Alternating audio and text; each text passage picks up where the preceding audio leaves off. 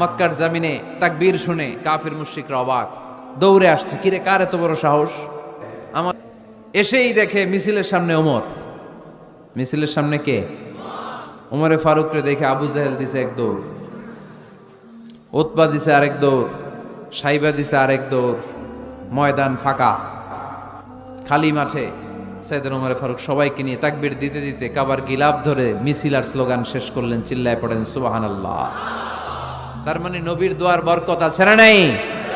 এজন্য যেই কোনো বিপদে কোন পরিস্থিতিতে কোন দোয়া পড়বেন, আল্লাহর কিতাবের ভেতরে এই দোয়াগুলো উল্লেখ করেছে কে? আমরা এই দোয়াগুলো বেশি বেশি পড়ব। কোরআনের দোয়ার মতো কম্প্রিহেন্সিভ দোয়া হয় না। আপনি বাংলায় 1000টা বাক্য বলে যেটা বুঝাতে না পারবেন, কোরআনের আয়াত একটা বললে ওটা কভার হয়ে যায়, ঠিক কি না? আমাদের ধর্মটা হচ্ছে দ্য রিলিজিয়ন অফ পিস, শান্তির ধর্ম।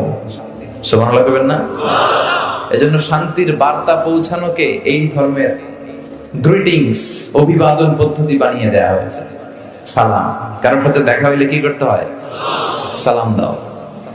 সাইয়েদনা আদম আলাইহিস সালামকে আল্লাহ যখন তৈরি করলেন, আল্লাহ বললেন, আদম তুমি সালাম দাও। সুবহানাল্লাহ বলেন। তাহলে সালাম দিতে হয়। শান্তি, ইসলাম কখনো অশান্তিকে প্রশ্রয় দেয়